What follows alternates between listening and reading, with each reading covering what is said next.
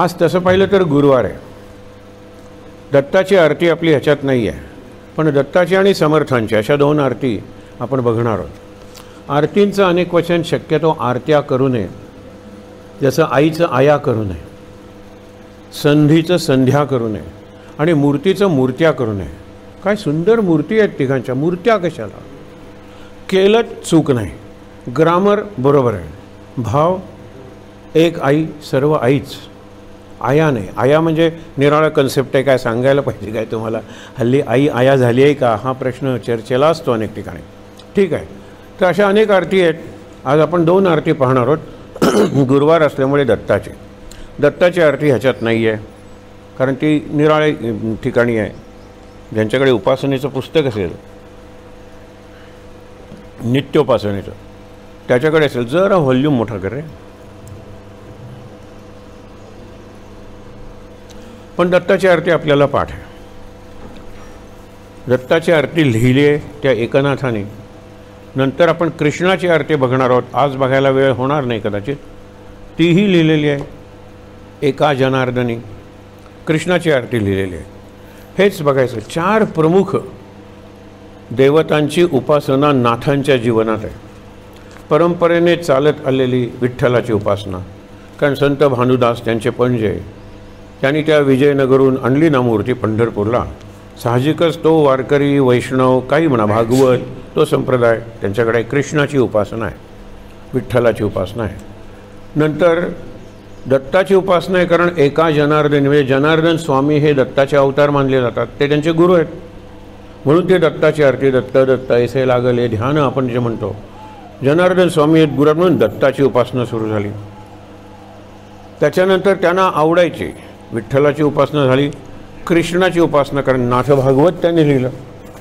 11व्या स्कंधावर जे भागवत लिहिलं ते मूळ भागवतापेक्षा मोठं आहे. 12 स्कंध व्यासांचं भागवत, 18,000 श्लोक, आणि 11व्या स्कंधावर फक्त एकनाथांचं भागवत 19,000 ओव्या आहेत. व्याप मोठा आहे. ही 3 दैवत झाली ना, एक कृष्ण झालं, एक विठ्ठल झालं आणि एक दत्त झालं. 4थं दैवत राम. तुम्ही मुद्दामून त्यांचं जे भावार्थ रामायण आहे, मोठा ग्रंथ आहे तो, मोठा म्हणजे खरंच मोठा आहे. तर त्याच्या आधी आपली अवस्था कशी झाली होती हे त्यांनी वर्णन केलेलं आहे. राम मला सोडेच ना, मी रामापासून सुटण्याचा प्रयत्न केला, राम मला सोडेच ना. म्हणजे मी जेवत होतो, माझा घास राम झाला, मी पाणी पित होतो, माझा घोट राम झाला, माझं ताट राम झाला, माझं पाट राम झाला, शेवटी माझी बाज राम झाला, माझं अंतरुण राम झाला, माझं पांघरुण राम झाला, माझं जीवन राम झाला, मला राम सोडेच ना. तेव्हा म्हटलं जाऊ दे, त्याचं चरित्र सांगूया. जीवनाचा शेवट त्यांनी ठरवला असेल, फार वृद्ध नव्हते ते. पण जसं फाल्गुन महिन्यात वद्य, हे आता गीतेतलं कॅलेंडर लोक सांगतात आणि प्रत्यक्षातलं कॅलेंडर एकच. मी फरक सांगतो, मरावं कसं हा 8व्या अध्यायातला विषय आहे. जगावं कसं हे कृष्ण सांगतोय, पण मृत्यू समोर आहे ना युद्धाचा, म्हणून मरावं कसं. मग त्याच्यात सांगितलेलं शुक्ल पक्षात आकाशातला प्रकाश वाढत असताना, निर्धूम म्हणजे धूर नसताना दिवसा, आपण फक्त शुक्ल पक्ष घेऊया. आपले महाराज वद्य पक्ष, ज्ञानेश्वर महाराज वद्य पक्ष, तुकाराम महाराज वद्य पक्ष, एकनाथ महाराज वद्य पक्ष, स्वामी स्वरूप सगळेच वद्य पक्षात गेले. मुक्त नाही का झाले ते? शुद्ध पक्षात गेला की तुम्ही त्या मार्गाने जाता. 2 मार्ग सांगितले, देवयान पितृयान किंवा अर्ची मार्ग आणि धूम मार्ग. धुराचा मार्ग आहे, तिथे तुम्ही जाता आणि परत येता. जो अर्ची म्हणजे प्रकाशाचा मार्ग आहे, तिथे गेल्यानंतर तद्धाम परमम मम यद गत्वा न निवर्तन्ते, तिथे गेल्यावर परत यावं लागत नाही, ते माझं परमधाम आहे. हे सगळं सांगितलेलं आहे. हे सगळी प्रतीकं असतात आणि रूपकं असतात. प्रतीकं म्हणजे सिम्बल्स आणि रूपकं म्हणजे मेटॅफर्स. असे जर आपण आपले ग्रंथ समजावून घेतले तर खूप अर्थ त्याच्यात भरलेला आहे. एकच वाक्य सांगतो आणि आपण दत्ताची आरती सुरू करा. खूप खूप चिंतन खूप खूप बुद्धिमान आणि प्रतिभावान ऋषींनी करून शब्द निर्माण केला. मृत्यू, जीवन, जन्म. बघा, हे शब्द आकाशातून पडलेत का? नाही ना. एवढा विचार केला असेल त्यांनी. धर्म, आणि मग धारण करते ती शक्ती, त्याला धर्म म्हणायचं. म्हणजे त्यांनी चिंतन करून शब्द निर्माण केले. आपण शब्द वाचून चिंतन करूया, ही त्यांना खरी श्रद्धांजली आहे, श्राद्ध नाही. करा तुम्ही श्रद्धांजली, भावांजली ही जी आहे ना, ही त्यांना आवडणारी कृती करण्यात आहे. काल परवा दिवशी विषय निघाला होता आणि तो एकाने येऊन मला सांगितलं म्हणून मी तुम्हाला सांगतो की अरे यावर्षीच्या माझ्या वडिलांच्या श्राद्धाला मी वडिलांना काहीच कमिट करणार नाही आहे, स्वतःला बांधून घेणार नाही आहे की बाबा तुमचं अक्षर चांगलं होतं, माझं अक्षर घाण आहे, पुढच्या श्राद्धापर्यंत माझं अक्षर सुधारेल. श्राद्ध आहे, विधी वगैरे ते करा तुम्ही, विधीबद्दल काय मला म्हणायचं नाही. आई 4ची 40 माणसं, 40ची 400 माणसं कशी जमवायची हे मला जमत नाही आहे, पुढच्या श्राद्धापर्यंत मी जमवेन, निदान 4ची 14 माणसं तरी करेन. आईचं श्राद्ध आहे. स्मरणपूर्वक, श्रद्धापूर्वक आपण जो कमिटमेंट, बांधिलकी, संकल्प करतो आणि तो पुढच्या वर्षी पुरा करतो त्याला श्राद्ध म्हणायचं. आता जयंती येणार आहे रामाची, या रामाच्या जयंतीला पुढच्या रामाच्या जयंतीपर्यंतचा संकल्प करायचा. रामाचं चरित्र आपण ऐकतच आहोत, एखादा आस्पेक्ट चरित्राचा आपल्याला आवडेल, रामा तुझ्या जीवनाचा हा जो भाग आहे ना, हा पैलू आहे ना, पुढच्या वर्षीपर्यंत मी माझ्या जीवनात आणण्याचा प्रयत्न करीन, मला मदत कर, तुझी प्रेरणा, तुझी कृपा, तुझी शक्ती हे मला पाहिजे आहे. अशी प्रार्थना करूया ना. नाहीतर दरवर्षी पाळणा हलवायचा, जो पुढच्या वर्षी पुन्हा पाळणा हलवायचा, वर्षभर तो पाळणा. बघा मग हे पाळणा हलवणं नाही, हे आडवा पाळणा हलवणं आहे ना, हा प्रपंच आहे. हा उभा पाळणा जो चालू आहे तो परमार्थ आहे. नाभीपासून ब्रह्मरंध्रापर्यंत सोहम ध्वनी असे खेळत, स्वामी समर्थ जे काल प्रकट दिन होता ते, नाभीपासून ब्रह्मरंध्रापर्यंत सोहम ध्वनी खेळतोय, आपलं लक्ष नाही तिकडे. मन पवनाची बांधुनिया गाठ, दावी आली वाट गगनाची. हे मन आणि पवन, पवन म्हणजे श्वास, त्या श्वासाशी जर मन जोडलं तरच मन एकाग्र होईल, तरच मनावर नियंत्रण टाकता येईल, अंकुश ठेवता येईल. नाहीतर मन 12 पाट जर काढले एखाद्या तलावाला तर तलाव वाहून जाईल, पाणी उरणार नाही त्याच्यात. तसे आपल्या मनाला इतके पाट आहेत, इतके पाट आहेत. पाट म्हणजे कॅनल्स. हे कॅनलायझेशन महत्त्वाचं आहे का चॅनलायझेशन महत्त्वाचं आहे? चॅनल्समध्ये मला ठराविक कॅनल्स मला सुरूच झाला नाहीतर त्याला बांध घातला पाहिजे. या दोन्ही गोष्टी आहेत. माझा चॅनल ठरलेला आहे, आत्ताचा चॅनल काय, दत्ताची आरती. बस आता सगळं जे काही वाचलेलं, ऐकलेलं, स्मरण केलेलं, ह्यांच्या कृपेनं आत्ता फ्लॅश झालेलं हे सगळं आलं पाहिजे. हा चॅनल मी ऑन केलेला आहे, दत्ताची आरती. मग दत्ताची आरती करताना दत्ताचं चरित्र मला माहीत पाहिजे, नाथांचं चरित्र मला माहीत पाहिजे. हे कसं माहीत होईल आम्हाला? पूर्वी अवघड होतो, आता खिशात आहे ना स्मार्टफोन. अरे एका जनार्दनी काढा सगळं चरित्र मिळालं, दत्त काढा सगळं चरित्र मिळालं, दत्ताचे 24 गुरु सगळं चरित्र मिळालं, दत्ताच्या भोवतीची 4 कुत्री सगळं सिग्निफिकन्स, सिम्बॉलिझम सगळं मिळालं. मागची गाय, दत्त दिगंबर आहे, मागची झोळी का आहे का प्रश्न विचारा.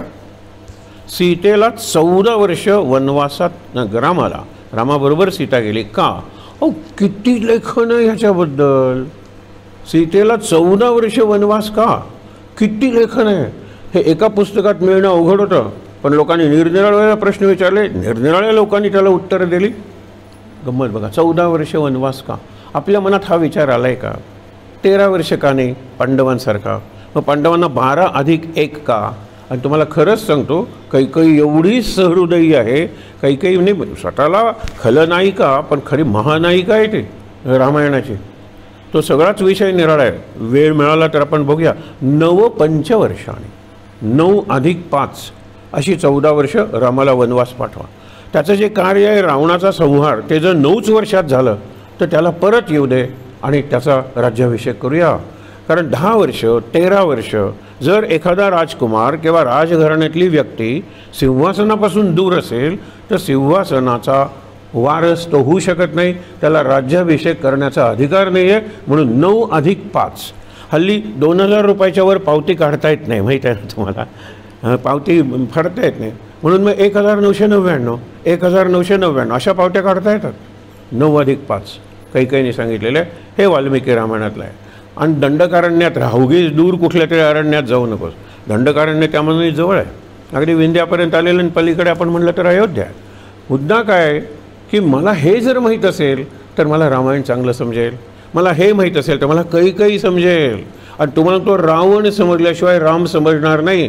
कारण जो रामात आहे, जो रामायणात आहे, तोच रावणात आहे. बघा, जो न रामायणात आहे तोच रावणात आहे, कुंभकर्णात आहे, बिभीषणात आहे. समजून घ्या, पहिला रा आणि शेवटचा न, तर रामायण काय. नाही तर राम राम राम राम रावण आहे ना. त्याच्याशिवाय आपण म्हणतो नाही, सर्किट पूर्ण व्हायचं असेल तर पॉझिटिव्ह निगेटिव्ह लागतंच.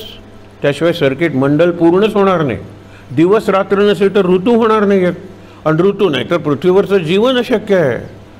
म्हणून रात्र आणि दिवस या दोन्हीला कारण सूर्य आहे. काय प्रतिम उत्तर आहे महाराजांचं, की तूच जर बुद्धी देतोस परमेश्वरा, तर मग दुर्योधनाला तशी बुद्धी का दिलीस, मला कधी कधी कॉपी करण्याची बुद्धी का देतोस, तूच बुद्धी देतोस ना. त्यावेळेला महाराजांनी अप्रतिम उत्तर दिलेलं.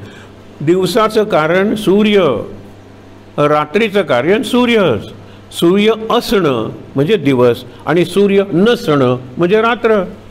ज्या वेळेला माझ्यातला देव नसतो, पण देवच कारण आहे ना. एक तो जातो चोर, तुम्हाला माहीत आहे, महाराजांचं दुसरं उदाहरण आहे की तो चोर मारुतीला नमस्कार करून जायचा चोरी करायला, आणि नमस्कार करताना मागायचं काय, मारुतीराया चोरी यशस्वी दे. कारण भिंत लांघून जाणं वगैरे हे सगळं हनुमंताची कृपा पाहिजे ना. गणपती काय करणार आहे तिथे, हनुमान उड्डाण करतो, इकडे जातो तिकडे जातो, मला यश मिळू दे. एकदा पकडला जातो म्हटल्यानंतर पोलिसांना विनंती करतो, मला तुम्ही तुरुंगात नेणार आहात ना, जरा त्या मारुतीच्या मंदिरावरून जा, मला मारुतीला काहीतरी विचारायचं आहे. नंतर हा गेला तिथे, मारुतीला विचारतो की का इतके दिवस मी तुला नमस्कार करून जात होतो, यशस्वी होत होतो, सापडलो नाही चोरी करून, आज का. अशा जीवनातल्या महत्त्वाच्या का प्रश्नाचं उत्तर म्हणूनच हे असतं, लक्षात ठेवा. आपण बघत नाही, आपण काची उत्तरं शोधत राहतो. म्हणूनच आम्ही जवळजवळ 50 वेळा प्रार्थना करतो रोज. शाळेतच 19 वेळा करतात. इथे जर कॉन्व्हेंट्स असतील तर 8 पिरियडच्या 16, पहिली नंतर 18 आणि 12:30चे अँजेलस 19 वेळा प्रार्थना करतात शाळेत मुलं त्या ख्रिश्चनांच्या कॉन्व्हेंट्समध्ये. आणि शिवाय अन्नाच्या नंतर हे आमच्या 50 प्रार्थना आम्ही दिवसातून करतो. तरी आमची मुलं आम्हाला सोडून निघून जातात. हॉस्पिटलमध्ये जर केलं तर पैसे पाठवतात, पण येत नाहीत शुश्रूषा करायला. तुमची मुलं कशी आईवडिलांची काळजी घेतात? आम्ही इतक्या वेळा प्रार्थना करतो तरी आमची मुलं आमची काळजी घेत नाहीत. आणि तुम्ही जवळजवळ एकदाही एकत्र येऊन प्रार्थना करत नाही घरात, तरी तुमची मुलं ऐकतात का. म्हणूनच हे उत्तर आहे. प्रार्थना आणि प्रॉब्लेम कुणी संगत घालायला सांगितले. काहीतरी अडचण असली, देवा किंवा रुटीन प्रार्थना, देवा तुझे किती सुंदर आकाश, बघा ही कविता पाठ नाही. प्रार्थना आणि प्रॉब्लेम अडचण यांची कधीही सांगड घालू नका, नाहीतर देव म्हणेल की याची प्रार्थना फारच सकाम आहे, लक्ष दिलं तरी चालेल, नाही दिलं तरी चालेल. निष्काम प्रार्थना, दुसऱ्यासाठी प्रार्थना. बघूया तो विषय. तर दत्ताबद्दल आपल्याला चांगली माहिती आहे. ही 4 कुत्री म्हणजे 4 वेदांचं प्रतीक आहे. हे वेदांच्या पलीकडे दत्त आहे. आपण ज्याला म्हणतो ना सगळ्याच्या पलीकडे. एकदा सहज गंमत सांगतो की चिदंबर स्वामी म्हणून होऊन गेले. त्यांचं एकमेव कुटुंब गोव्यात आहे. तिथे कार्यक्रम होता आणि मी तयारी करून गेलो. मी का सांगते माझी उदाहरणं, तुम्हाला वाटेल की पुस्तकातलं तुम्ही सांगता, हल्ली तुम्ही गुगलमधलं सांगता, स्वतःचं काय. तर हा अनुभव आहे, ह्याच्यात काही नाही. म्हणजे दिगंबर म्हणजे दिशेचं अंबर आहे, दिक अंबर. चिदंबर म्हणजे चैतन्याचं अंबर आहे. अरे दिशालाच जर वस्त्र नाही आहे तर चैतन्याला काय असणार आहे. आमचे महाराज लंगोटी घालतात, कुंदवलेलं असताना बाहेर जाताना ते फडगुल वगैरे काहीतरी घालतात, त्यांना कशाची गरज नाही आहे, सगळ्याच्या पलीकडे आहेत. आपले शंकराचार्य म्हणजे लंगोटी, ते दंड वगैरे घेतले निघाले. आणि बाकीच्या धर्माचे धर्मोपदेशक या चर्चा असेल हा, त्याच्या असेल आणखीन मोठा, त्याच्या असेल आणखीन मोठा, नंतर एवढी टोपी, आणि पोपची टोपी सगळ्यात मोठी. मी टीका करत नाही आहे, वस्तुस्थिती तुम्हाला सांगतो आहे. पोशाखावरून माझं स्टेटस कळणार आहे का? नको. वस्त्रांवरून माझा परिचय नाही आहे, दागिन्यांवरून माझा परिचय नाही आहे. हे विवेकानंदांनी दिलेलं उत्तर आहे. हे असले कपडे काय घालता तुम्ही? असल्या रंगाचं कोणी घालत नाही. आता इथे सुद्धा भगव्या रंगाचं आपण काही वस्त्र वापरत नाही, हे साधू वापरतात. निरनिराळ्या वेळा निरनिराळी उत्तर दिलेले आहेत. हे एक उत्तर बघा, फार चांगलं उत्तर आहे की in your country it is the tailor and the dress decides a gentleman. Gentleman कोण आहे? त्याचा व्यवस्थित घातलेला आहे कपडे, 3 पीस वगैरे म्हणतो ना, जॅकेट घातलेलं आहे, त्याच्यावरून कोट घातलेला आहे, टाय लावलेला आहे, इकडे घड्याळ सोडलेला आहे. इमिटेटिंग अँड इंग्लिश जेंटलमन म्हणून गांधीजींच्या आत्मचरित्रातला एक चॅप्टर आहे. तुम्हाला विश्वास बसणार नाही, ते फिडूल शिकायला जात होते, ते डान्स शिकायला जात होते, त्याशिवाय मी जेंटलमन म्हणलाच जाणार नाही. आणि ज्यावेळेला कळलं की हे सगळं बाहेरचं आहे, सगळंच फेकून दिलं, सगळं फेकून दिलं, कमरेला फक्त ठेवलं. हां, लक्षात ठेवा. असू दे, मला ते सांगायचं नाही आहे, कारण तुमची मतं निराळी उघड उघड असतील. कारण व्हॉट्सॲप नका, व्हॉट्सॲप मूळ वाचा. गांधीजींच्या चरित्रातलं सोप्या इंग्रजीतलं सकस चरित्र नाही दुसरं. इंग्रजीतलं वाचा, मात्र इतकं सोपं, इतकं परफेक्टली करेक्ट इंग्लिश की त्यांना MP he degree house of Commons म्हणजे इंग्लंडचं पार्लमेंट त्यांनी दिलेलं आहे. Gandhiji is the only MP in the world. MP is not member of parliament, master of prepositions. इंग्लिशमध्ये प्रेपोजिशनच महत्त्वाचे आहे ना. हेडमास्टर कुठे गेले, जस्ट पास्ट बाय म्हणायला पाहिजे. Just passed away, passed away म्हणजे मेला, पास्ट बाय म्हणजे आत्ता गेला. हे बदललं ना, म्हणून रन काढ तो डिक्शनरीत, गुगलमधल्या काढलास तरी चालेल. 4-5 run into, run after, run over, run काय, रन एक प्रेपोजिशन बदललं, अर्थ बदलला, प्रेपोजिशन बदललं, अर्थ बदलला. ती त्या महात्म्याचं विशेष वैशिष्ट्य होतं. मला सांगायचं आहे काय की एखादं वाक्य निरुपद्रवी की जिथे शक्य होतं तिथे माझ्या कामाच्या जागी, मग इंग्लंडमध्ये सुद्धा मी चालत गेलो. हे वाक्य बदलू शकतं की हो, बदलवू शकतं एका व्यक्तीला. खरंच 5 किलोमीटर जर आहे, सकाळी जर जायचं आहे तर 5 किलोमीटर चालत का नाही जायचं? कोणी तुमच्याबरोबर चालायला तयार नसतं. तुम्ही असता उगवणारा सूर्य असतो, तुम्ही असता चालत जाणारा पूल असतो, पुलाच्या पलीकडे पोचता त्यावेळेला सोनेरी म्हणजे सोन्याचा सूर्य चांदीचा झालेला असतो. अनुभव कोण घेणार आहे? पण अशा वेळेला ओम भूर्भुवः स्वः मंत्र म्हणत जा, एखाद्या सूत्रावर चिंतन करत जा. ते एक वाक्य निरुपद्रवी वाक्य आहे. जिथे शक्य होतं तिथे माझ्या कामाच्या जागेपर्यंत मी चालत गेलो. जीवन बदलून टाकलं एका व्यक्तीचं, चालत जायला लागला. विचार करा तुम्ही. म्हणून कुठलं तरी एक वाक्य माझ्यासाठी असतं. घरातला एक संवाद की जर पूर्वीचा विषय असेल, महाभारत, रामायण वगैरे, आज कुणाला बाण लागला, घरी आल्यानंतरचा प्रश्न. अलीकडचा जर विषय असेल, कुणाला बुलेट लागली, लागते. या 100 जणातल्या एकाला बाण लागतो आणि तो बाण रामाचा असतो. तो बुलेट एखाद्या भगतसिंगाने सोडलेली असते, लागतेच. आणि नंतर मग फोन येईल, नंतर ती भेट येईल की नंतर त्या प्रवचनातलं ते वाक्य बदलून गेलं. That's it. आपण विसरलेलं असतं वाक्य, खरंच विसरलेलं असतं वाक्य, कारण पाठ केलेली नसतात ही प्रवचनं. म्हणून लक्षात ठेवा, लक्ष देऊन जर ऐकलं ना तर त्यातलं एकच वाक्य मला जीवन बदलवणारं असतं. अहो, अशी किती उदाहरणं देता येते. तर दत्ताची माहिती मी मिळवली, दत्ताचं जे चित्र आहे त्याची माहिती मिळवली. मी चिदंबराबद्दल सांगणार होतो, चैतन्याचं अंबर वगैरे सगळी तयारी करून गेलो आणि समोर सगळे धनगर, गावडे, कुणबी आणि वेळी, ह्यांना गाकू वेध म्हणतात. ही सगळी भटकी माणसं की हो. एकाला मराठी नीट बोलता येत नव्हतं आणि मी चिदंबर, चैतन्याचं अंबर वगैरे तयारी करून गेलो होतो. महाराजांना म्हटलं, महाराज सांगितलं गोष्टी सांग वारीच्या वारकऱ्यांच्या, कारण ते लोक वारीला जातात, पंढरपूरच्या वारीला जातात, गोव्यातून बरीच ठिकाणून जातात. मग वारकऱ्यांच्या गोष्टी सांगितल्या. खरंच तुम्हाला सांगतो. आणि त्यावेळेला मला जीवन बदलणारं एक वाक्य तुम्हाला सांगतो. एक आजोबा मागून पुढे येऊन बसले. म्हणजे शेवटी नमस्कार केला त्यांना, कारण वयोवृद्ध होते, ज्ञानवृद्ध होते, जीवनाचं ज्ञान त्यांना माझ्यापेक्षा जास्त होतं, अनुभव संपन्न होते. आजोबा नमस्कार. मी त्यांना सहज विचारलं, कळलं का तुम्हाला मी काय म्हटलं ते? कळलं का?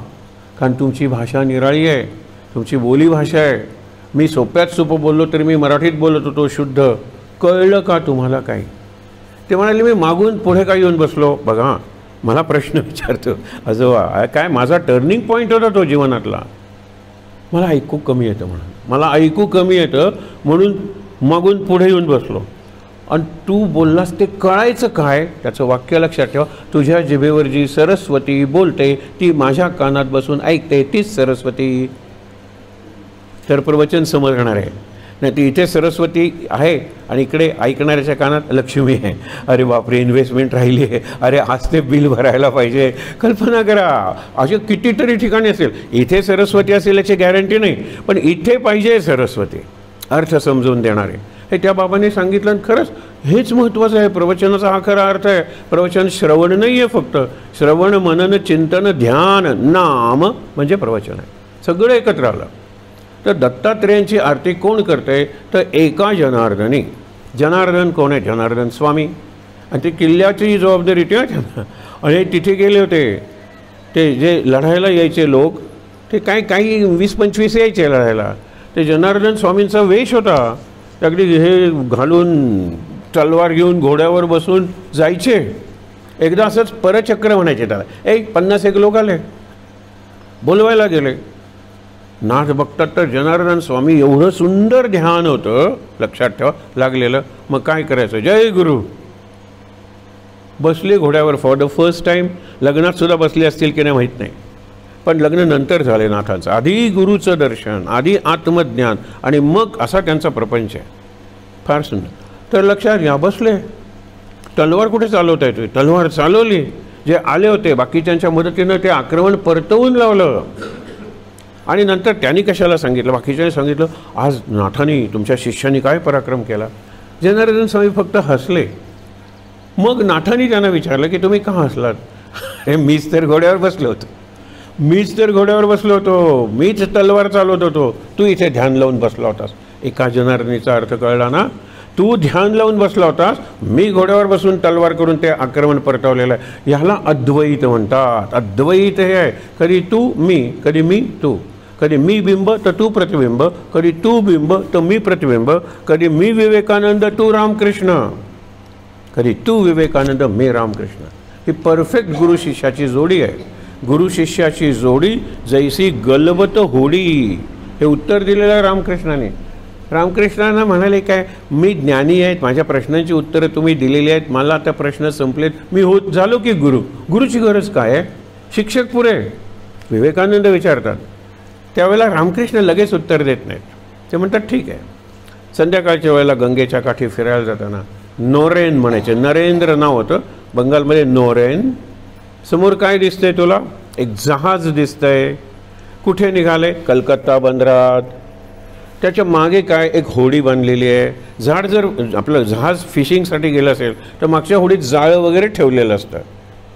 तर ती आता म्हणाले हे जहाज कलकत्त्याला केव्हा पोचेल बंदरात? 15 मिनटं लागतील. होडी किती वेळात पोचेल? नरेन हसून म्हणाला, तेवढ्याच वेळात पोचलं ना. जहाज पोचलं की होडी पोचली. होडी जहाजाला बांधलेली आहे. हां, मग जहाजाला कोण चालवत आहेत का? त्यावेळेला जहाजाला यंत्र असतील तर शिडं असतील, पण किंवा यंत्र म्हणूया. जहाजाला चालवणारं कोणी आहे का? आहे.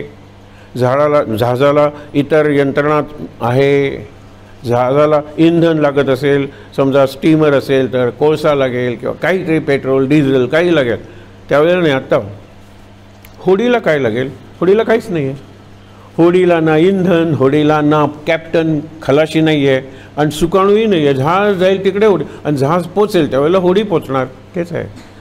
गुरु शिष्यांची जोडी जैसी गलबत होडी. गलबत म्हणजे जहाज. गुरु जहाज आहे, शिष्य होडी आहे. गुरु जाईल, शिष्य पोचेल, काही करावं लागणार नाही. आणि गुरु जिवंत नसेल तर जास्त चांगलं. हेही लक्षात ठेवा. गुरु जिवंत नसेल तर जास्त चांगलं. आतच आहे ना तो.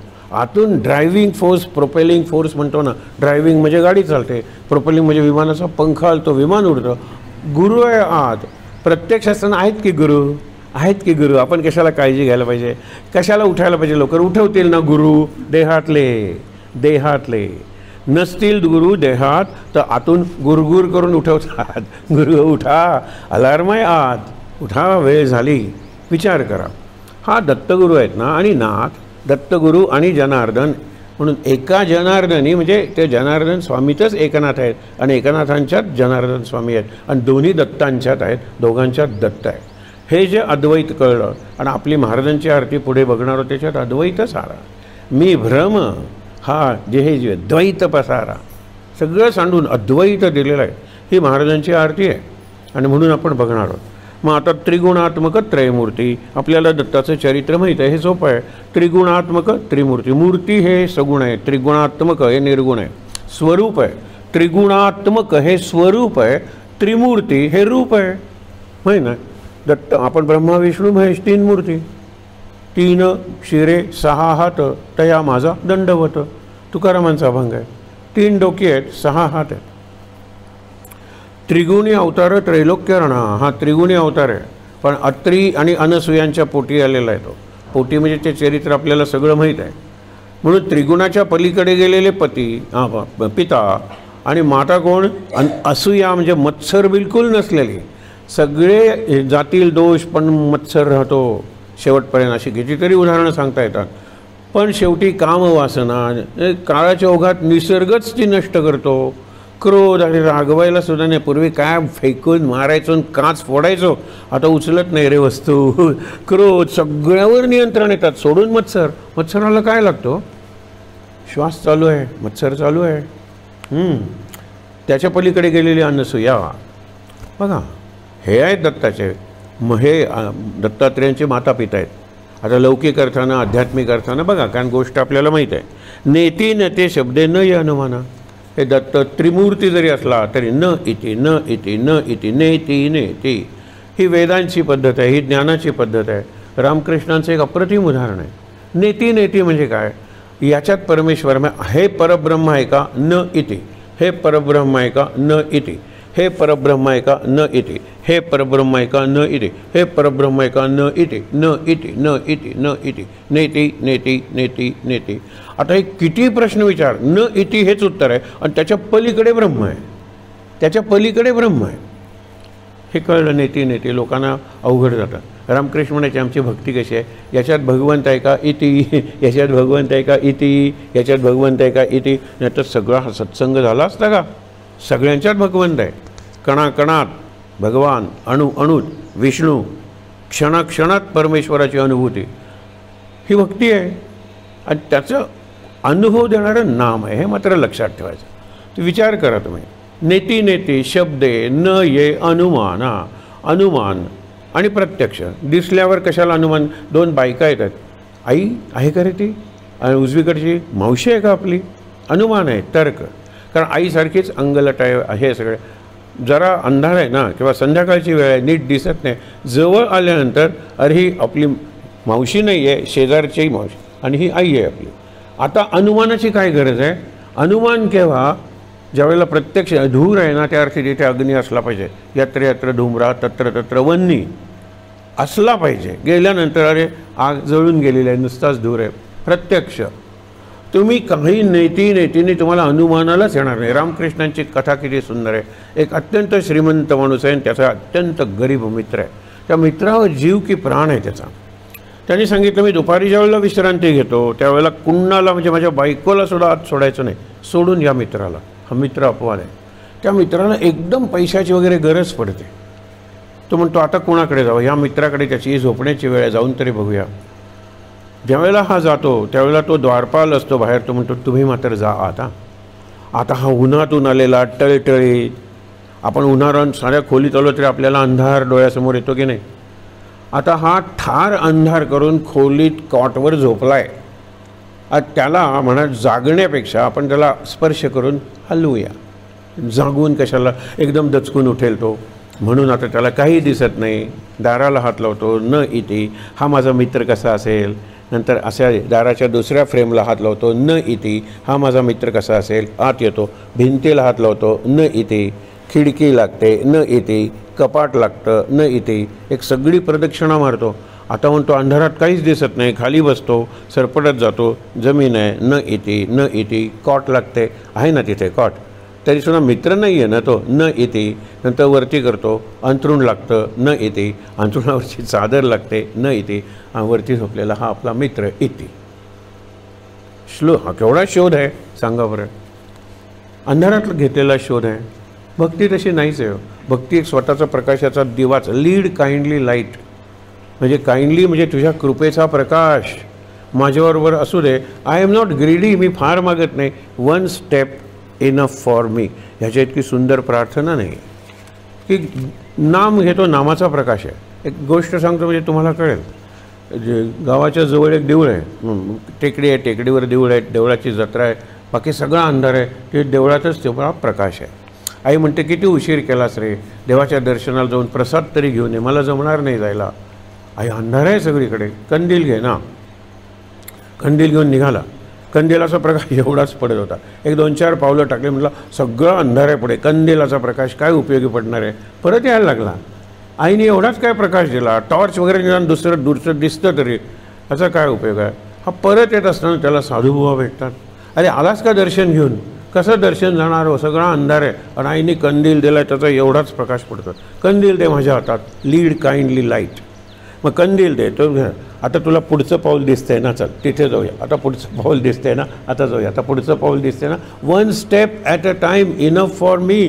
मला सगळा कशाला प्रकाश दाखवतोस, एक पाऊल आणि त्या पावलाला तू पाहिजेस जवळ. 1 स्टेप, लीड काइंडली लाईट.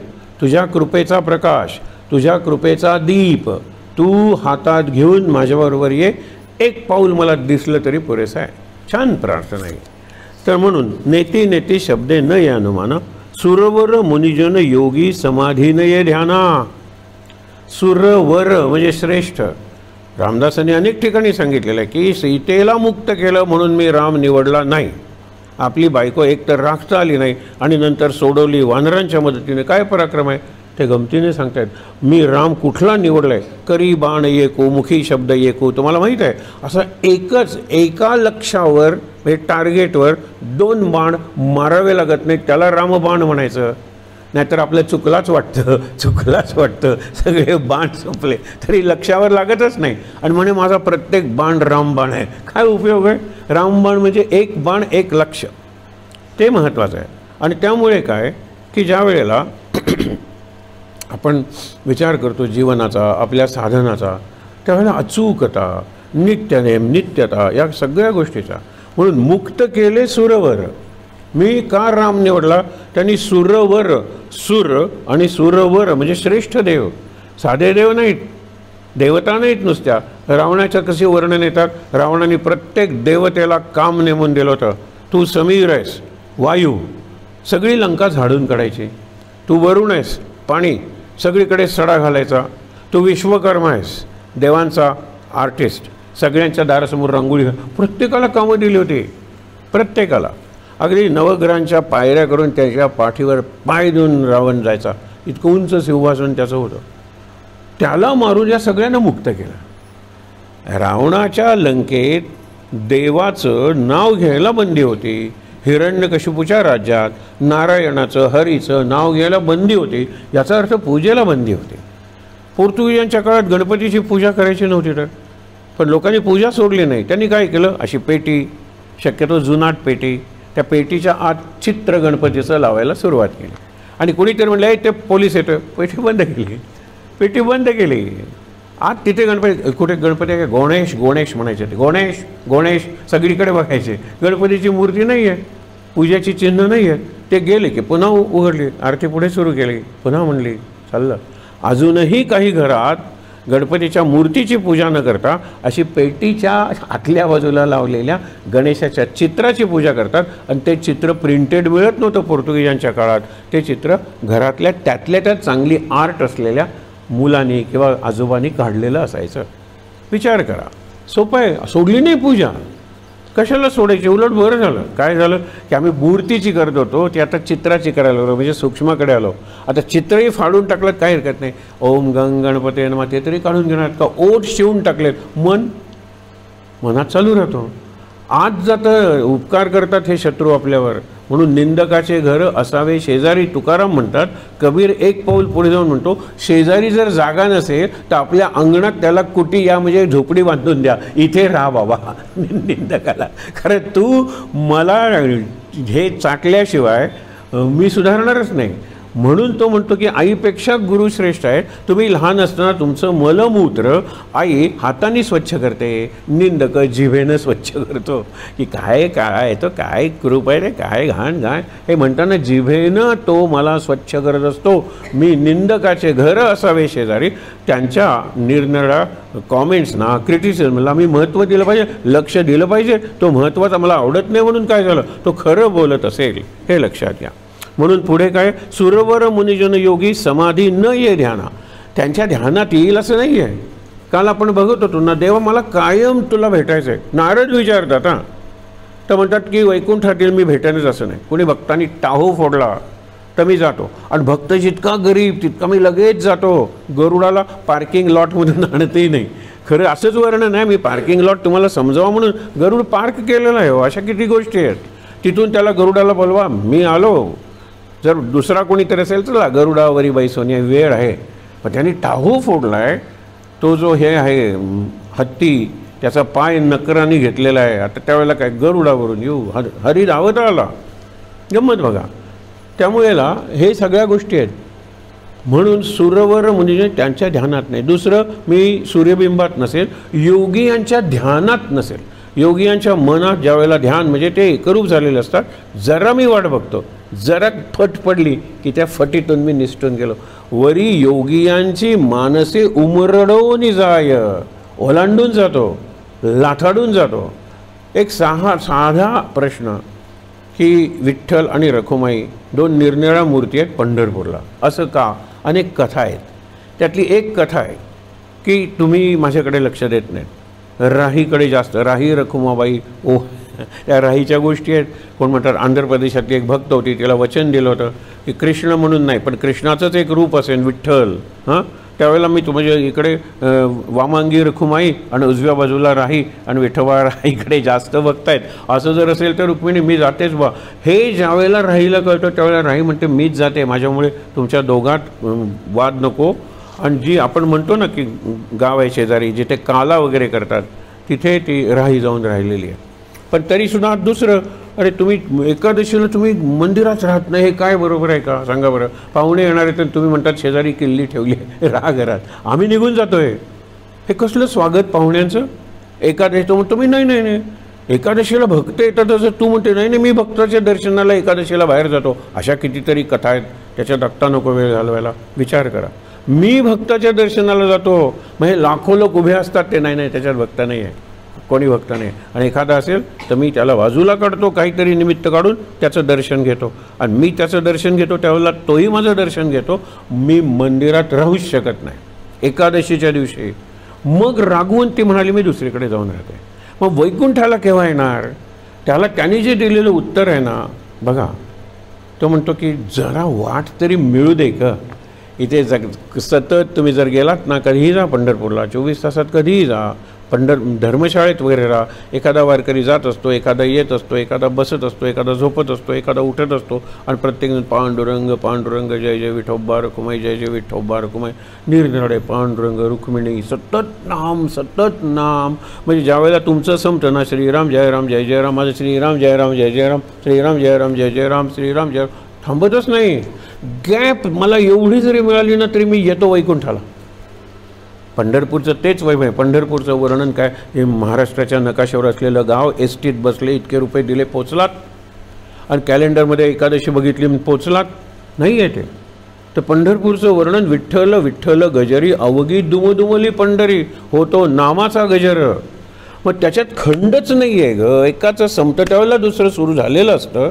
मला गॅप मिळाली की मी आलो. या गॅपबद्दल भवानी आणि शंभू संवाद, फार सुंदर संवाद आहेत होते. एक बघा, तर तो म्हणाला की कितीही तू श्वास संथ घेतलास किंवा जलद घेतलास तरी श्वास आणि उच्छ्वास म्हणतो ना, श्वासोच्छ्वास, श्वास आणि उच्छ्वास म्हणजे गॅप आहे. श्वास घेतलास थांबलास, उच्छ्वास घेतलास थांबलास. याला आपण प्राणायाम वगैरे योगाभ्यासात आपण त्याला म्हणतो ना की एक पूरक आहे, एक रेचक आहे, कुंभक. घेतलास थांबलास, श्वास घेऊन थांबलास, पूर्ण कुंभक. पूर्ण श्वास सोडलास थांबलास, नवीन श्वास घ्यायला, हा शून्य कुंभक, केवल कुंभक. मग लक्षात घ्या, मग त्या कुंभकाच्या ठिकाणी माझं मन दुसरीकडे जाऊ शकतं की. शंकर सांगतोय पार्वतीला किंवा पार्वती शंकराला विचारते, त्या गॅपला तुम्ही काय करता? अरे किती मायक्रो गॅप असेल, हल्लीच्या भाषेत नॅनो गॅप असेल. शंकराला पुरते, मनाला पुरते ना तेवढी जायला. एवढे हेअर जरी असेल तरी त्यातून पाणी गळतं आणि आपली भिंतीला ओल येते ना, त्याच्यापेक्षा सूक्ष्म आहे नाम. त्याला एवढीशी फट पुरते. म्हणजे श्रीराम जय राम जय जय राम, श्रीराम जय राम गेलं ना मध्ये, हे गॅप आली ना मध्ये श्रीराम जय राम जय जय रामचे, त्यावेळेला तुम्ही काय करता? ह्याला शंकराचं उत्तर आहे श्वास विश्वास उच्छ्वास विश्वास श्वास विश्वास उच्छ्वास विश्वास. त्या गॅपमध्ये मी विश्वास ठेवतो. काय सुंदर आहे. आपण विश्वास या शब्दावर असं चिंतन केलं, श्वास निश्वास म्हणतात किंवा उच्छ्वास विश्वास, श्वास विश्वास निश्वास, श्वास निश्वास. विश्वास ठेवतो मी, पुढचा श्वास मी घेणार आहे. आपल्याला विश्वास आहे का तेवढा? आहे, येतोय म्हणून आहे हो, नाही तर कधीतरी मरतो त्यावेळेला गेलेला श्वास परत येणारच नाही आहे. पण मग तुम्ही विश्वास ठेवतो येणारे परत नाम घेण्यासाठी. मी श्वासोच्छ्वास नुसता करत नाही की राम राम राम राम 21,600 वेळा तुम्ही घेता, मिनिटाला 15 वेळा श्वास, 24 तासात 21,600. हे शंकराचं माप आहे. कशाचं? जपाचं. कुणाच्या? रामाच्या. राम नामाच्या जपाचं शिवाचं माप 21,600 रोज. प्रत्येक श्वासावर नाम आहे. हे समजून घेऊया आपण. म्हणून योग्यांच्या मनात नाही आहे, त्यांना सापडणार नाही. एक नेते शब्दे नय अनुमाना, सुरवर मुनिजन योगी समाधी न ये ध्याना. जयदेव जयदेव जय श्री गुरुदत्ता हो स्वामी अवधूता. आता अवधूत शब्दावर नंतर चिंतन. आरती ओवाळीता हरली भवचिंता. खरंच तुम्हाला सांगतो, पहिलं कडवं म्हणल्यानंतर बापरे मुलाची फी भरायची आहे, आणि मग पुढचं कडवं सवाई अभ्यंतरी. अरे हरली भवचिंता, जोपर्यंत हरत नाही थांब ना, पुढचं कडवं म्हणू नकोस. नाही असं कसं म्हणलंच पाहिजे तर म्हणा, पण म्हणायचा अधिकार नाही तुम्हाला. एक दिवस खूप वेळ आहे हो, काय किती सुंदर आहे बघा, खूप वेळ आहे. गुरुदेव आनंद म्हणतात चला काढा दासबोध. आज गुरुदेवांकडून दासबोधाचं निरूपण ऐकायला मिळणार. सगळे आनंदात आहेत. जसं तुला आता नामाचं महत्त्व कळलं आहे ना, मग आता वेळ कशाला घालवतोस? बंद करा दासबोध. नामस्मरणाचा समाज येता जाता उठता बसता, प्रातःकाळी माध्यान्हकाळी हर्षकाळी, आपण किती तारुण्यकाळी मरणकाळ, सगळ्या काळात हे कळलं आहे ना. मग बंद करा. आता कशाला नाम घेऊया ना, आता दासबोध कशाला वाचता? आता त्याच्यावर हे समजून घ्यायचं आहे. हे असं काही नियम आहे का? दहावा वाचन तसला काही अर्थ नाही आहे. हे लक्षात घ्या. महत्त्वाचं काही कळल्यानंतर तेवढंच करत राहूया, मग पुढचं महत्त्वाचं कळेल ना. त्याचं हरली भवचिंता. हरली पाहिजे तुम्हाला सांगतो. आपली नाही हरत, कारण आपण कशी रेकॉर्ड असते ना, ती रेकॉर्ड शेवटी येऊन तरी पूर्वीची पिन आठवते ना तुम्हाला, सुई अटक गई आहे. शेवटी तरी थांबायची होती. आमची चालूच आहे आरती, दत्ताची आरती चालूच आहे. हरली भवचिंता. भवचिंता काही हरत नाही आहे. म्हणजे पोपटाला शिकवली आरती तर नाही म्हणणार. हे यंत्रावर तर श्रीराम जय राम जय जय राम, इलेक्ट्रिसिटीचा करंट असे तोपर्यंत यंत्र चालू असतं की. यंत्र आहे ते, आणि यंत्राचा मंत्र आणि लहान मुलांनी म्हणलेला मंत्र, जमीन आसमानाचा फरक आहे. यंत्राला चैतन्य कुठे हो? यंत्राला शक्ती लागते, energy. Energy is not spirit. त्या शक्तीला काही चैतन्य म्हणणार? ब्रह्मचैतन्य काय ब्रह्माची शक्ती आहे? नाही आहे. शक्ती म्हणजे एनर्जी, ऊर्जा. हा फिजिक्सचा विषय आहे, आणि आपण स्पिरिच्युअलिटी अध्यात्माचं चर्चा करतोय, हे लक्षात घ्या. पुढे काय सांगितलेलं आहे? आरती ओवाळीता सवाई अभ्यंतर. याचं सबाह्य, बाहेर दिसतं दत्ताचं रूप, हे रामदासांचं रूप. ओवाळा ओवाळा आपण म्हणू नंतर. तर ते झाल्यानंतर महाराजांचं रूप, समाधीचं रूप. समाधी पाहता समाधान होते. इतक्या वेळा पाहिली तरी समाधान होत नाही. मला नेहमी गमतीदार प्रसंग दिसतात, आमच्याही जीवनात होतो. आपण नमस्कार करतो, या पायरीने जातो, एक प्रदक्षिणा घालतो, पुन्हा येतो आणि म्हणतो कितीही पाहिलं तरी समाधानच होत नाही. समाधी पाहता समाधान होते. आपल्याला कळत नाही. आपण समाधी पाहत राहतो, समाधान काही होत नाही आहे. याचा अर्थ एकदा पाहिली समाधान झालं, आता समाधान झालं पुन्हा पाहिजे नाही. असे तर्कट करत बसू नका. भाव लक्षात घ्या, तत्व लक्षात घ्या. नाही तर कशाला एकदाच पाहायचं, नाही झालं एकदा आता समाधान झालं आता जायचं नाही. समाधान इतकं टिकणारं जर असेल ना तर खरंच जाऊ नका समाधीचं दर्शन घ्यायला. नसतं आपलं तसं. पण समाधी अर्थ तरी समजावून द्या. महाराज याचा या ओळीचा अर्थ समजावून द्या. असं कधी समाधीसमोर उभं राहून म्हणलं आहे, इकडे सुंदर समाधी आहे आपल्या, तिथे बघा तुम्ही. जर अंगत मात्र जावं लागेल, नाही तर डोक्याला लागेल. फार चांगली रचना आहे ती, फार चांगली रचना आहे ती. हे इथे समाधीसमोर उभं राहूया ना आपण. म्हणा ना महाराज समजावून द्या. समाधी पाहता समाधान होते. महाराज म्हणतात पाहतात त्या समाधीने समाधान होणारच नाही. जी समाधी दिसते ती दगडाची आहे. ज्या पादुका दिसतात त्या दगडांच्या धातूच्या कसल्या कसल्या कसल्या अरे दिसत नाही त्यांनीच समाधान मिळणार आहे. सबाह्य अभ्यंतरी आत, बाहेर दत्त आहे आत दत्त आहे. रूप पाहुनी रंगला, काल तुम्हाला सांगितलं रूप पाहुनी रंगला. त्याच्यानंतर तो सबाह्य अभ्यंतरी तू एक दत्त अभाग्यासी. आता लोक अभाग्यासी म्हणतात, ठीक आहे, पण अभागी माणूस आहे मी, मला काय कळणार आहे दत्ताचं. अभाग्यासी, अभाग्यासी नाही, अभाग्यासी कैसी न कळे ही मात. मात म्हणजे गोष्ट, ही साधी गोष्ट कशी कळत नाही आहे. दत्ताची आरती करता बस चिंता हरली पाहिजे. पुढे सबाह्य अभ्यंतरी सगळीकडे दत्त दिसला पाहिजे. मला माझ्या आवडत्या कुत्र्यात दत्त. रे आज गुरुवार आहे बघा, आज तो कसा भुंकतोय, जरा निराळा पॅटर्न आहे ना, बहुतेक तो दत्त दत्त दत्त दत्त असं भुंकतोय. शेजारच्या समोरच्या कुत्र्याला दगड मारणार आहे मी. शेजारच्याचं कुत्रं भुंकायला लागलं, मी आरती म्हणत असताना हे गोळी मारणार आहे त्याला. पत्र लिहितात लोक वर्तमानपत्रात की शेजाऱ्याच्या कुत्र्यामुळे आमची झोपमोड होते, जर कायदेशीर इलाज केला त्याने कुत्र्याला गोळी घालीन, अशी पत्र येतात. इतकी चिडतात. लोकांना वाटतं ना, अरे पण माझ्या कुत्र्यात जो दत्त आहे, दत्त त्याच्यात नाही आहे का, त्याच्यात जास्त आहे. हे एका नामदेवाला कळतं, धावत जातात. अरे तू काय रे ती खातोस, 2 दिवसाची शिळी भाकरी आहे, तुपात बुडवून तरी खा. हा भाव जमणार आहे का आपल्याला. असे नाटक करणारे धावत जातात अगदी सुंदर. आणि नंतर बरं झालं कुत्र्याने तूप खाल्लं नाही, मीच खातो. हे सगळा अभिनय झाला. हे ढोंग आहे, हे सोंग आहे. आपली उपासना अशी ढोंगी आहे का, विचार करूया. आणि आपण विचार करूया म्हणजे स्वतःला प्रश्न विचारायचे. मी तुम्हाला प्रश्न विचारतो, ह्याला लाऊड थिंकिंग म्हणतात इंग्लिशमध्ये. माझ्या मनातले सायलंट थिंकिंग मी लाऊड थिंकिंग बनवतोय का, तुम्ही बोलवलंय म्हणून. आवडलं नाही पुढच्या वर्षी बोलवणार नाही. इतकं सोपं आहे, इतकं सोपं आहे. सहन करा. पुढे आरती ओवाळीता जयदेव सबाह्य भंकरी अभाग्यासी पराही परतली तेथे कैसा आहे. परा वाणी नाभीत असलेली वाणी आपण म्हणतो अगदी पश्यंती मध्यमा, आपलं पहिली वैखरी मध्यमा पश्यंती आणि परा. परा वाणीवर आपला अधिकार नाही आहे. तुकारामाची परावाणी जागे होते आणि मग अभंग तुका म्हणे म्हणून होतात. एखाद्या आईन्स्टाईनची परावाणी जागे होते आणि तो एक इक्वेशन जगाला देऊन जातो.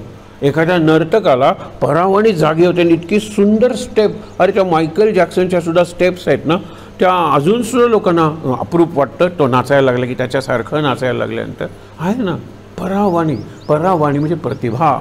वाणी नाही आहे, फक्त एक्सप्रेशनचं माध्यम आहे, ते व्यक्त करण्याचं माध्यम आहे ती परावाणी. मग ते कलाकाराची कला असेल, नृत्यकार नृत्य असेल, वक्त्याचं वक्तृत्व असेल. बघा ना परावाणी तिथपर्यंत पोचलं पाहिजे, म्हणजे सायलंट झालं पाहिजे. बघा ना, याच्यापेक्षाही सायलंट आहे, याच्यापेक्षाही सायलंट आहे, याच्यापेक्षाही म्हणजे सायलन्सच्या पलीकडे, मौनाच्या पलीकडे परावाणी आहे. म्हणून सांगितलं पराही परतली तेथे काहीचा हेत. मग आता हेतू कसला. हेतू म्हणजे इच्छा, सकामता, हे पाहिजे ते पाहिजे. ठीक आहे, हे पाहिजे तो पाहिजे, सरली भवचिंता अनुभव येणार नाही. कारण चिंता म्हणजेच हे पाहिजे ते पाहिजे, अरे ते राहिलं आहे, अरे ते आणायचं राहिले, अरे त्याच्यासाठी पैसे नाहीत, बोनस आताही मिळणार आहे बघ, हे सगळे विचारात हरली भवचिंता नाही आहे. हो, म्हणून पराही परतली तेथे कैचा आहे. हे सोपं आहे का, नाही आहे. अवघड आहे का, आहे. अशक्य नाही, अशक्य नाही आहे. अर्थ लक्षात घेऊन आरती म्हणली तरी हे सोपं आहे. मी परत सांग म्हणून हा विषय आपण घेतलेला आहे. अभाग्यासी गायची पराई जन्म मरणाचा पुरलासे अंत.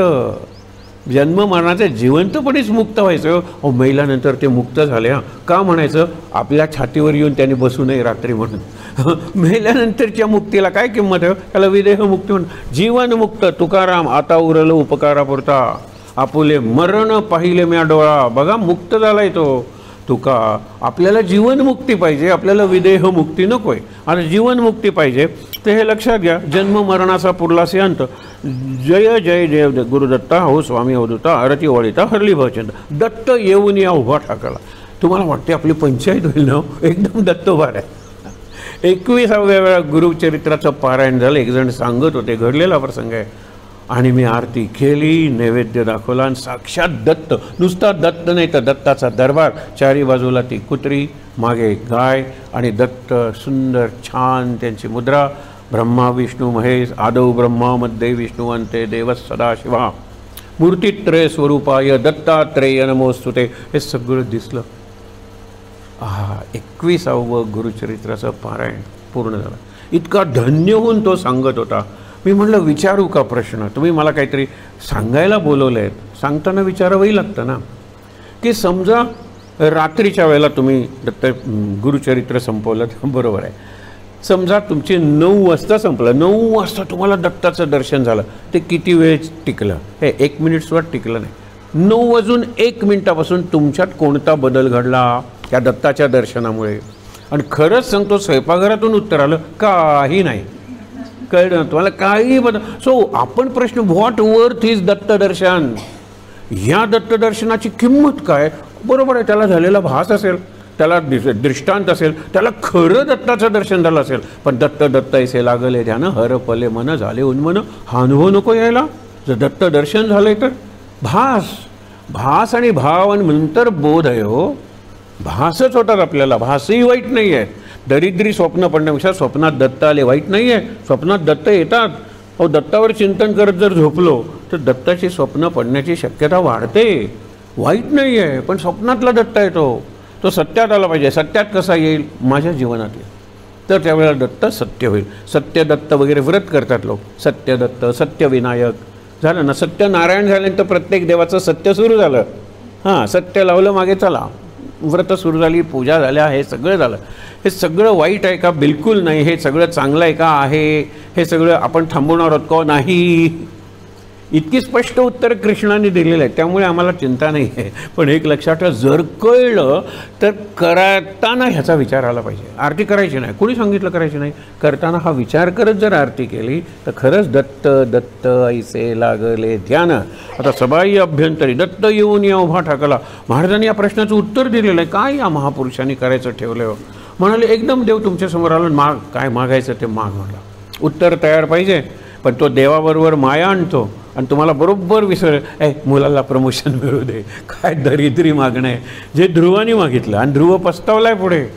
अरे साक्षात तो येतो ना, जय नमो भगवते वासुदेवाय, वासुदेव उभा राहतो समोर, तुला काय पाहिजे? अढळपद पाहिजे, बरोबर ना. वासुदेव म्हणला, अरे रे वासुदेव तूच पाहिजेस म्हणला असतास की मी अढळच आहे ना. वासुदेव इकडून तुझे वासुदेव पण जे आहे ना ते अढळच आहे, नाही मागितला. म्हणून नारदाबरोबर निरोप पाठवला आहे ध्रुवानी प्रल्हादासारखी, बाबा रे तू फसला नाहीस, मी फसलो. तू नरसिंहाकडे काय मागितलंस? काहीच नको, काहीच नको. आणि पाहिजे तर तूच दे. कुणाला? जे नाम घेतील, कथा ऐकतील भागवताची, त्यांना तुझा अनुभव येऊ दे. मला काहीच नको, माझ्या आतच तू आहेस, मला आणि तू काय देणार आहेस? हे प्रल्हाद पूर्ण भक्त आहे. ध्रुव म्हणतो मी सकाम भक्त. वय लहान, प्रल्हादासुद्धा 8 ते 10 आणि ध्रुव म्हणजे 5 वर्ष. असं म्हणतात अध्यात्माच्या विद्यापीठात प्रवेशाचं वय 5 आहे. ध्रुवाचं उदाहरण आहे. तिथे असं समजू नका मतदान केलं आहे का, तर नाही हो, नक्कीच नाही.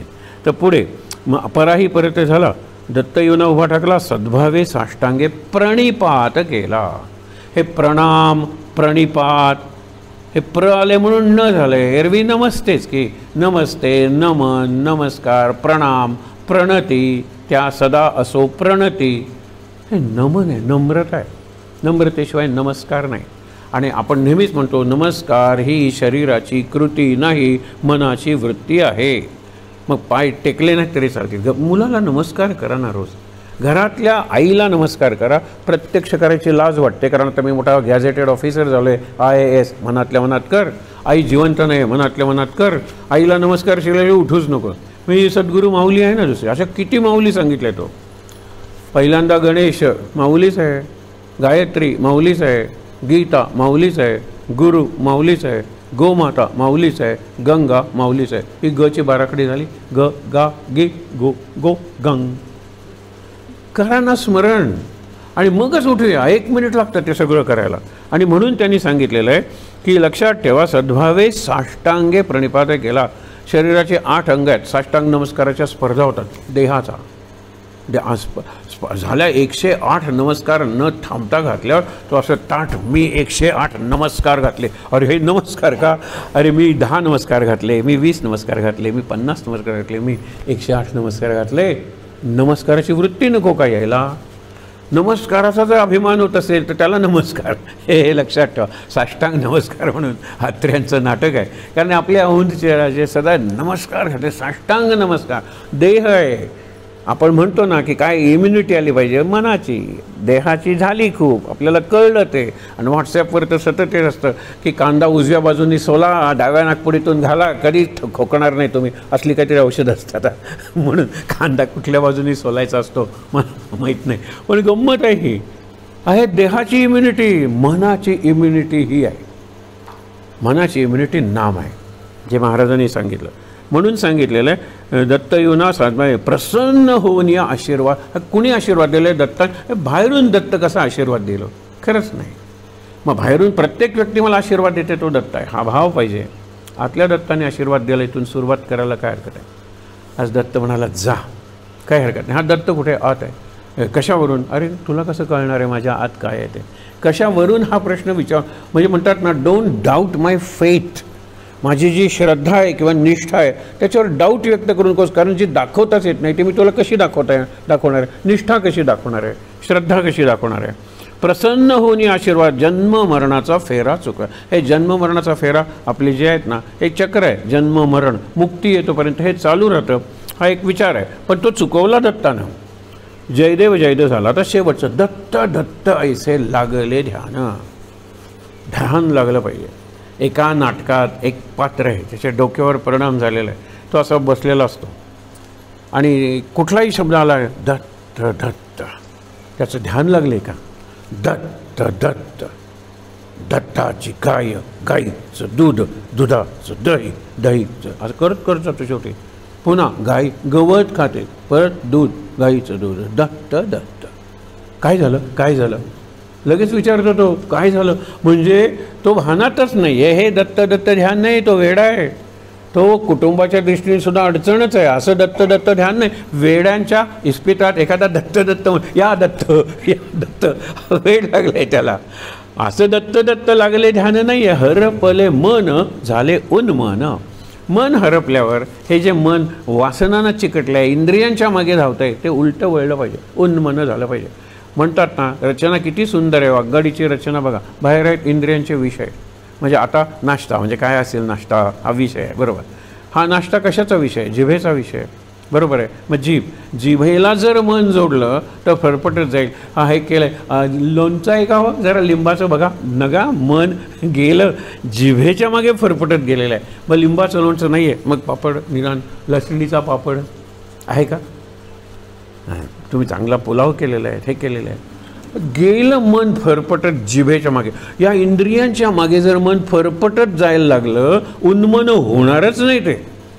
म्हणून इंद्रियांची एक बाजू विषयांकडे, भोगाकडे. नाही नाश्त्याला काय केलं आहे? जिभेची एक बाजू. जिभेची दुसरी बाजू मनाकडे. तिथे तरी नाम ठेवा. जिभेवर मणिदीप ठेवा. बाहेर प्रकाश, आत प्रकाश, आत प्रकाश. मग आता म्हणजे जीभ एका बाजूला इंद्रियांच्या विषयाकडे, दुसऱ्या बाजूला मनाकडे. मन एका बाजूला जिभेकडे म्हणजे इंद्रियांच्याकडे, दुसऱ्या बाजूला बुद्धीकडे. बुद्धी एका बाजूला मनाला जोडलेली आहे, दुसऱ्या बाजूला चित्ताला जोडलेली आहे. चित्त डीप जरा, त्याच्यानंतर एका बाजूला बुद्धीला जोडलेलं आहे, दुसऱ्या बाजूला मनाला जोडलेलं, आत्म्याला जोडलेलं आहे. आत्म्याला आणि कुठे कनेक्शन लागत नाही. मग हे उलटं झालं, उन्मन झालं. हे उलटं मन वळलेलं आहे. उन्मन म्हणजे वरती जाणं मन, हे दुसरा अर्थ आहे. पण मनाची धाव बाहेर आहे ना, ती आत. मनाविरुद्ध नाम महाराज सांगतात. आणि महाराजांच्या रामदासांनी केलेला पहिला उपदेश. आपलं वेळ किती आहे? हां आहे. तर पहिला उपदेश मनाच्या विरुद्ध वाग. तो त्यांनी 400-450 एका धनगराला केला असेल. म्हणून तो बघत असेल मनाच्या विरुद्ध वाग म्हणजे काय. आज 2024 चाली आणि रामनवमीकडे जात असताना याच्यासारखा उत्तम उपदेश नाही आहे. मनाच्या विरुद्ध वाग. बडबड करायला आवडते ना, करू नकोस. चौकशा करायला आवडतात ना, करू नकोस. चुगल्या, निंदा, चाहड्या करू नकोस. जे करावंसं वाटतं. आता निवडणूक आली, हे जमणार आहे का तुम्हाला? बघा, राजकारणावर चर्चा करावीशी वाटते ना रे, एवढी खाज आहे. मग काय म्हणता तुम्ही? कुठली पार्टी येईल? बसमध्ये शेजारी कोण बसले ओळखतही नाही वगैरे. कशाला? मनाच्या विरुद्ध वाग. झोपावंसं वाटतं ना, उठ. आत्ता नको अभ्यास करायला, थोडा तरी कर. नाम घ्यायचा कंटाळा, थोडं तरी घे. अरे मनाच्या विरुद्ध वाग. आम्ही मुलांना गमतीनं सांगतो, 11वा बटाटा एवढा खावासं वाटतं ना, नाही खाणार. 10 खा. त्या मुलांना सांगावं लागतं. अजूनही मनाची जी धाव आहे ना, उलट पलट. ते पलटू बाबा होते ना, बाबांनी उदाहरण दिलेलं आहे. पलट पलट एवढंच म्हणायचे. त्यांना लोक पलटू बाबा म्हणायचे. ते काही म्हणायचे नाही. बाबा मला असं वाटतं, पलट पलट पलट. अशा पलटू बाबांनी विवेकानंदांना हा उपदेश केला होता. विवेकानंद निघालेत आंघोळ करून आणि त्या छोट्या गल्ल्या, आता बनारस बदललं आहे, पण त्यातून माकडं मागे येतात आणि अजूनही माकडं येतात मागे. उलट माकडं ट्रेंड झालेली आहेत. पर्स उघडून मोबाईलसुद्धा पळवतात हो. आता मोबाईल कसा काढून घ्यायचा हे तुम्ही बघा, व्हिडिओज असतात ते. खरंच हुशार झालेले आहेत माकडं. बटन दाबून काही ऐकत असते. मुद्दामून बघा तुम्ही, एवढी ट्रेंड माकडं झाली त्या तीर्थक्षेत्रातील आणि शेकडो माकडं झालेली आहेत. आणि माकडं हनुमान काय करणार आहात तुम्ही, काही करू शकत नाही. अशा वेळेला ते विवेकानंद पुढे, माकडं मागे, विवेकानंद पुढे. समोरून एक माणूस, म्हातारे बाबा येत आहेत, पलट. Vivekananda look into their eyes, त्यांच्या डोळ्यात पहा. विवेकानंद पलटले, डोळ्यात बघितलं, माकडं थांबली, पलटली आणि निघून गेली. हेच उत्तर आहे. ज्यावेळेला मुलं दगड मारत होते, हा एक रॉबर असला पाहिजे किंवा फ्रॉड असला पाहिजे, हा चोर असला पाहिजे. काय भगवी कपडे घातले, दगड मारायचे विवेकानंदांना. विवेकानंद धावायचे, मुलं दगड मारले. त्यानं ही गोष्ट आठवली. विवेकानंद थांबले, त्यांच्या डोळ्यात बघितल्यानंतर पहिल्यांदा मुलं थांबली, हातातले दगड गळून पडले. आणि त्यावेळेला त्यांनी आकाशवाणीसारखे ते अरे in your country clothes and tailor decides wear gentleman or culture. In my country it is the character and culture determine the worth of a human being. Character काय माझं आणि माझी कल्चर काय, ड्रेसवरून काय जातात. सभा या अभ्यंतरी का ड्रेस आहे का, नाही आहे. आणि शेवटी दत्त येथे लागले ध्यान, मी तूपणाची झाली बोळवण. हे दत्ताचा क्लायमॅक्स आहे. ही दत्ताची आरती आहे. आज गुरुवारी आरती म्हणताना मुद्दा म्हणून मी तूपणाची झाली बोळवण. आता इतक्या म्हातारपणी आता कसलं मी आणि तू पण, तू आणि तूच, सोपं आहे ते. आता नको मला आग्रह वगैरे. तुम्ही बघा, तुमचं सगळं पथ्याचं जेवण तुम्हाला खाष्ट सुनबाई देते की नाही. सुनबाई आज ते तू करशील तेच मी कर, हां माझ्यासाठी स्वतंत्र काढू नकोस. का काढते की मी, बदलणारच आहे. माझ्यासाठी आधी काढून ठेव, मला वेळ नाही. हे तिचं उत्तर असं, अरे तू तू तू म्हणा, मग आपोआप मी मी मी. पण मी महत्त्वाचाच नाही हो. मी तूपणाची झाली बोळवण. पाठवणी झालेली आहे, त्याचे पाठवून दिलेलं आहे. एका जनार्दनी श्री दत्त ध्यान, हा क्लायमॅक्स आहे. आपण आणखीन फक्त एक आरती वाचूया. आपल्याकडे पुस्तक आहेत. ओवाळा ओवाळा श्री रामदास राणा. काढा, तुमच्या पानात कुठलं पान आहे माहीत नाही, पाठ असलं तरी काढूया. 1 मिनिट फक्त वाचूया. ओवाळा ओवाळा श्री गुरु रामदास राणा, सद्गुरू रामदास राणा, पंचही प्राणांचा दीप लाविला जाणा. हे सगळं तुम्हाला सांगितलं ना. सगळ्या आरतीत दीप आहे ना, हा पंचप्राणांचा दीप आहे. आणि पंचप्राणे संपत निघालेले आहेत. मग दिवा संपणारच नाही कुठलाही. ज्याला तेल घालतो, आपल्या शरीरातले पंचप्राण आहेत ना, त्यांना तेल म्हणजे अन्न आहे, त्यांना तेल म्हणजे व्यायाम आहे, त्यांना तेल म्हणजे विश्रांती आहे. हे तेल द्यावंच लागतं म्हणून हे यंत्र कधीतरी थांबणार आहे. तेल कुणाला द्यावं लागत नाही, सूर्याला. पण तरीसुद्धा सूर्यसुद्धा थंड होतं आहे. फक्त तुम्हाला तो सूर्याला जो तेज देतो तो परमात्मा आहे, त्याला बाहेरून इंधन लागत नाही. देवाची व्याख्या आतून बाहेर येणारा उत्स्फूर्त प्रकाश म्हणजे देव. दिवा नाही, दिव्याला हे घाला, वात घाला, हे सगळं करावं लागतं. देवाला नाही. देवाची व्याख्याच तशी आहे. त्याला कुठलंही फ्युअल द्यावं लागत नाही. आम्ही 3 शब्द वापरतो. गाई देव आहे, बरोबर, पण ही गाय तसं म्हणलं तर पशूच आहे, कारण त्याला फॉडर कडबा द्यावा लागतो, बरोबर. हा माणूस हे देवासारखे आहेत आमचे सद्गुरू. त्यानं जेवण द्या, नुसते नमस्कार सेवा काय करता, त्यांना फूड लागतं.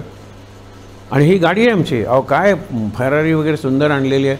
अरे त्याला फ्युएल द्यायला पाहिजे, चालणार नाही. ती 10 लाखाची 100 लाखाची गाडी म्हणून चालणार आहे का. फ्युएल लागतं. Fodder, food and fuel. ज्याला लागत नाही आणि प्रकाश देतो त्याला देव म्हणायचं. आता समाधीतून काय येणार आहे, प्रकाश येतो बाहेर.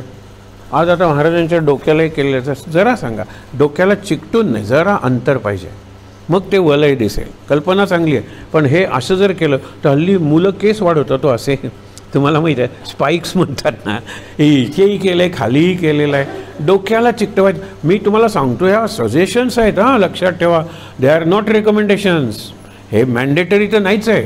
करा तुम्ही तुमच्या पद्धतीने करा. मी आज आहे उद्या नाही आहे, विचार करूया. पण जर एक चांगली आहे कल्पना, वलय जर दाखवायचं आहे गंधाचं, अत्यंत चांगली कल्पना आहे. थोडंसं डोकं आणि ते रेग याच्यात अंतर पाहिजे. विचार करा. सूचना काय फार महत्त्वाचं नाही हो, हे करतायत हेच खूप महत्त्वाचं आहे. हे लक्षात घ्या माझं. पहिलं वाक्य आणि नंतरचं वाक्य, मधलं वाक्य असतं ना ते क्रांतिकारक असेल, पण पहिलं वाक्य आणि शेवटचं वाक्य तुम्हाला पाहिजे ते करा, करतायत ते चालू ठेवा, असंच असतं ना. हे पुढे बघा, पंचही प्राणांचा दीप आहे आणि तो संपत चाललेला आहे. पंचप्राण आपण जरी कितीही म्हणले तर स्वामीचं या पंचप्राणामृतात आपण म्हणतो ना, अशक्य ते शक्य करतील स्वामी, त्याच्यात विभूती नमन हे आहेत ना 5, त्याच्यात स्वामी आहेत. स्वामी देहाने गेलेत, आता स्वामी माझ्या देहात म्हणजे माझ्या निष्ठेत आहेत, माझ्या मनात, माझ्या बुद्धीत, माझ्या चित्तात आहेत स्वामी, हे सांगितलेलं आहे. तिमिरा ज्ञान योगे रामा उजळल्या वाती. परत तिमिर अज्ञान, तिमिराकडून तेजाकडे, अज्ञानाकडून ज्ञानाकडे, तमसोमा ज्योतिर्गमय. हा तमस जो आहे ना, तिमिर अज्ञान, अज्ञानाचा अंधार, त्याने मी वाट पेटवली ना, मी संपला अंधार, हे लक्षात. तिमिरा ज्ञान योगे रामा उजळल्या वाटी, ज्ञानदीप प्रकटला तेणे प्रकाशली ज्योती. म्हणजे प्रकाश ज्योतीचा ज्ञानाचा प्रकाश आहे, हा ज्ञानदीप आहे. पुढे सज्जनगड रहिवासी माझे रामदास माये. आपले ज्ञानी देवांना माय म्हणणं सोपं जातं, रामदासांना माय म्हणताना तयारी लागते. हे काय पेडार शरीर आहे वगैरे, रामदासांना बाप म्हणणं चांगले, पण रामदास माय, कारण आतून सद्गुरू माऊलीच असते.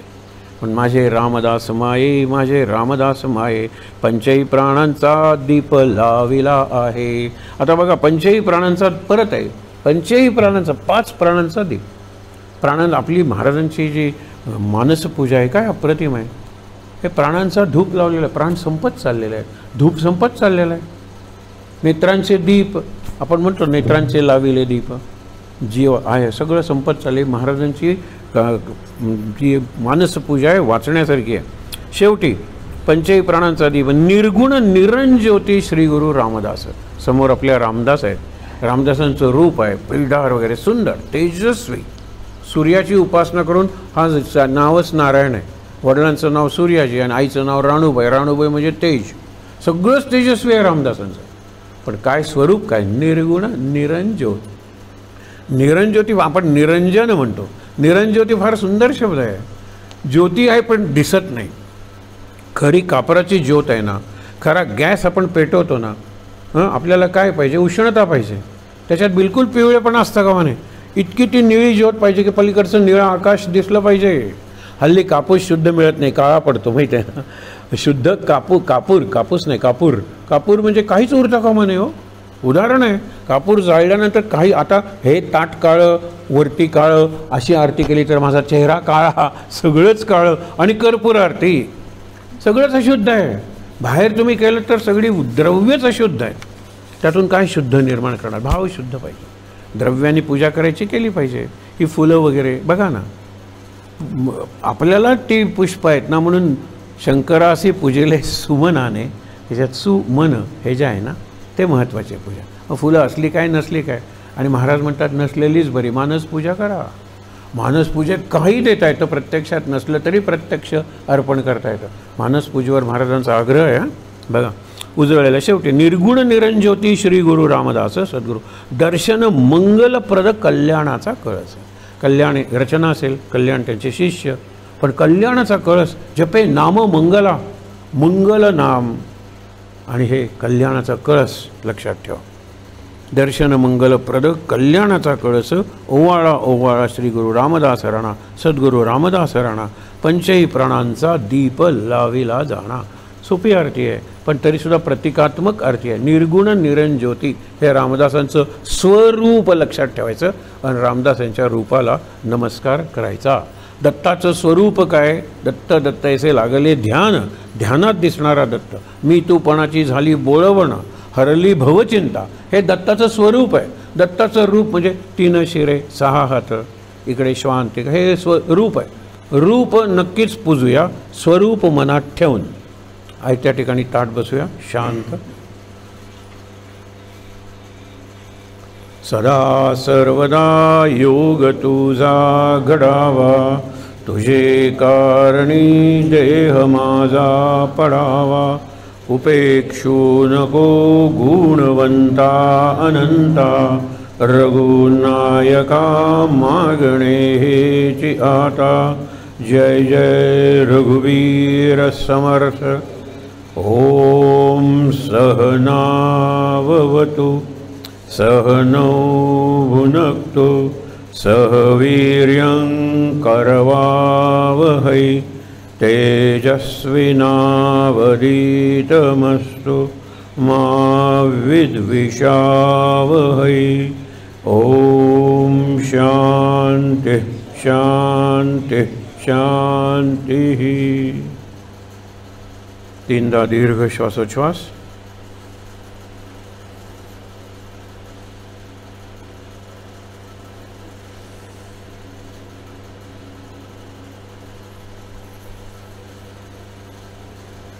हातावर हात सोडून चेहऱ्यावर चोळूया।